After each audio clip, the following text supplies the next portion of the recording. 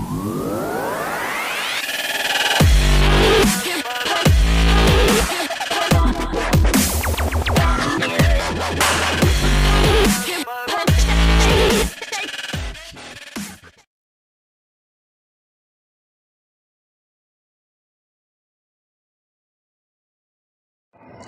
again, this is Damien from FixWinPC coming to you again. Thank you for all the subscribers. Thank you very much. I'm just 3 away from making 100. So thank you very much for all those who have subscribed. Thank you for actually hearing what I have to say. I just want to say thank you very much for sticking with me all this time. And I look forward to making that 100 mark and that 1,000 mark and that 5,000 mark and the 10,000 mark. So I would need your help. So let me know what you would want to see and what would interest you, because some things that might interest me you might have no interest in. But I'm just trying to relay some information out there, trying to impart whatever little knowledge that I've acquired so that I could help anybody who's interested in anything that I'm saying. And I always welcome suggestions, and in the comments, if something I missed, you could put it in there. If something I got wrong, you could correct me there. But just don't be insulting. We're all professionals, and I'm assuming if you're watching this, you're either trying to learn, want to learn, or you know already and just probably want to hear another opinion that might match yours or might be contrary. I mean, that's how I view things sometimes, to see another way of doing things. However, today's topic will be on cybersecurity for your CCTV system.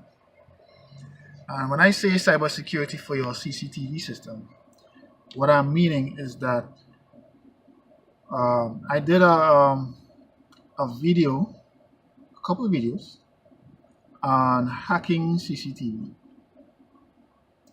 Now, I'll put a link to those videos in the description below. But those videos basically showed you how, one, to find CCTV systems on the internet, and once having found them, how to basically access them. Now, there was no scripts that I run or any kind of special hacking that went on.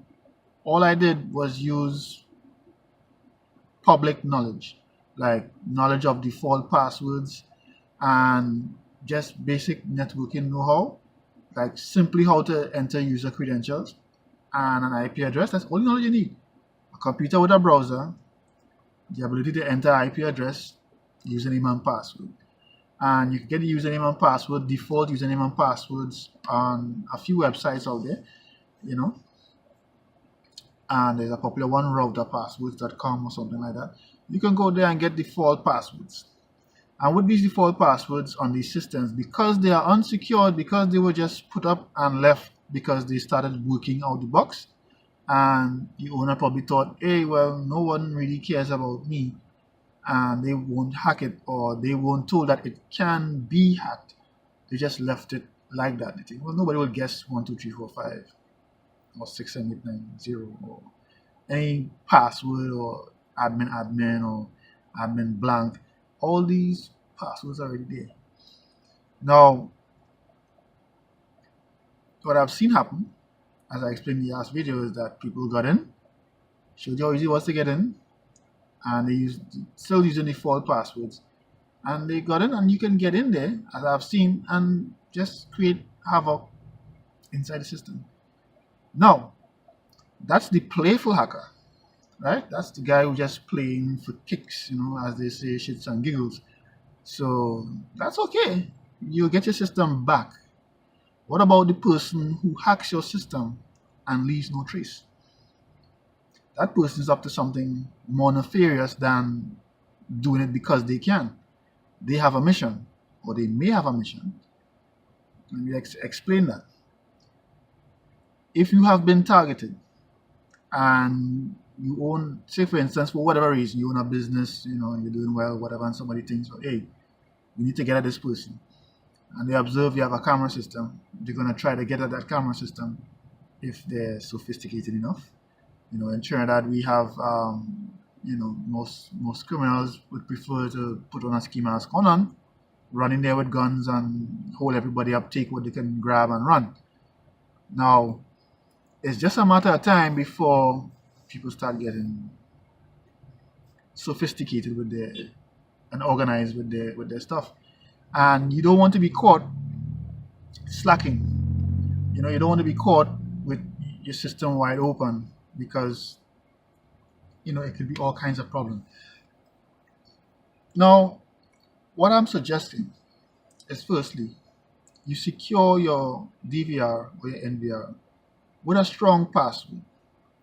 Limit the amount of users that you give access to, and if it's a business place and you have managers, whenever you terminate someone, make sure and change their password or delete the user altogether.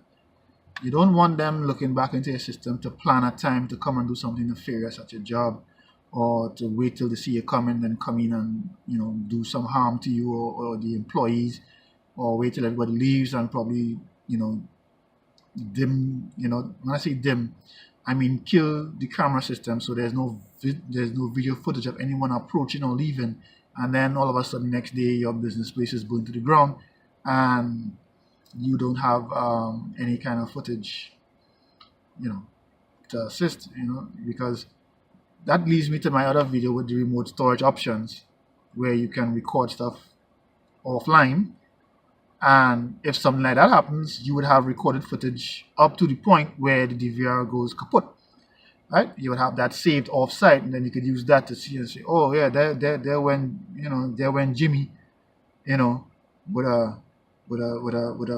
a gallon of gasoline, and he was walking around the building, and he was looking like he was going to do something terrible. So now you have something to present to the police. Hey, look, we have Jimmy just before the fire. He was trying to burn the place down, and apparently he succeeded. And now the police could prosecute Jimmy and whatnot. If you don't have the backup option and you didn't have the cameras in the first place, or if Jimmy managed to, because he was a manager or some person with access, Jimmy managed to get into the system before he did his deed. Right? Jimmy got into the system before he did his deed. Jimmy could then delete everything. He could literally delete everything. Or he could just switch it off. Let's say shut down system. System shut down, you have no recordings, nothing. So that's just one option. People wanting to do harm, shutting down your system just at the point. Let's think about robberies. Somebody might be say, all right, fellas, go now, there's no cameras. And they go in there and they can take the time now if they manage to, they plan their stuff right. So that's another venue. And then you have the persons who might want to start stalking you for whatever reason. These things happen, and if you leave yourself open for these things to happen, then you never know when it's going to happen. And then you want to know, how did they know that I was coming home at this hour? They followed me from it. They don't have to follow you. You probably made the block twice before you went in your house and said, they just watch on the camera and say, he pulled up in front of the gate now. He jumped out the car to open the gate because he didn't have a electric gate. And that's the time you just bend around the corner, because they were parked there all the time. You didn't see them. You thought they was, at some neighbor's house. And they just drive up, take your vehicle at gunpoint, and they leave with it. Now, I'm just putting that out there. It's not necessarily what is happening. It's a possibility. But those are just some reasons to properly secure your CCTV system.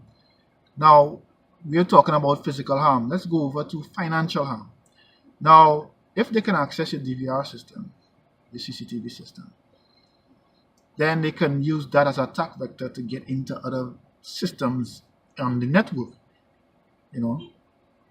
and they could start doing things like hacking your other computers and find out the financial information, like what are your passwords to this account, your PayPal account, this, that, the other, and they can start using that information to go after your money.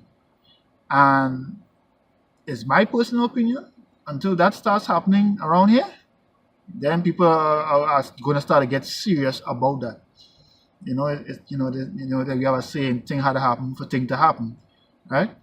So you don't want it to be a case where things are happening and you're being caught behind, you're being caught sleeping, So yeah, so that's another reason to secure your system. And securing the system is not just, all right, I put a good password, I'm good. It goes beyond the DVR system. Your network needs to be secure.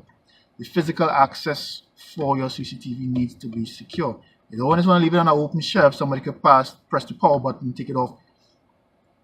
That doesn't even make sense. Put it somewhere where the doors can close, lock, a well-ventilated room or a temperature-managed room, because these DVRs, some of them push off heat. The heat basically comes from the hard drive from spinning, and that the spin in close proximity to the system. So they have the system itself is cooled somewhat, but you want to keep it in a cool environment. You don't want to have it running hot and then it starts malfunctioning after time. So you want to physically secure your CCTV system.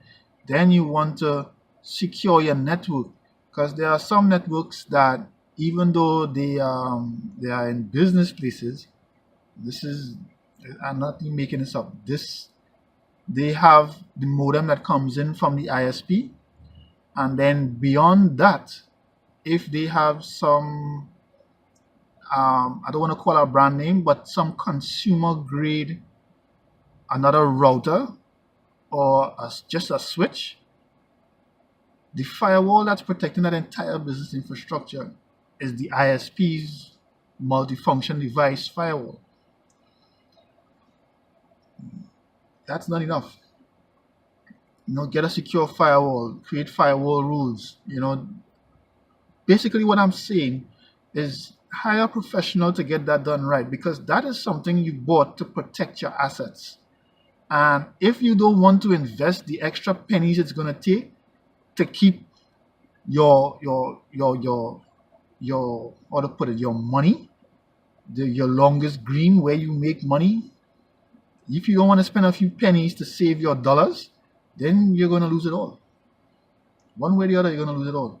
You can't go have an alarm system and do all of that only to buy a cheap lock on the front door, or to not have burglar proofing on your windows. You wouldn't do that. You wouldn't have all these fancy systems and then leave the back door open. So why buy a security system and not even apply a password? That doesn't even make sense. So this is just me giving some reasons why you should, have proper security. And if you need any consultation concerning this, or you need to get it done securely, all right, don't hesitate to contact us. The phone number down there, you can call 678-5910 or email us at FixWinPC@gmail.com. And side visits are free. You can come out, take a look, see what's going on, and we can work with you. Just get in contact with us. All right? Don't be caught slacking when things start to happen. Take front before front take you. Get your stuff secure. All right, so this has been Damien from FixWinPC, and I hope that you enjoy your weekend. Have a nice day.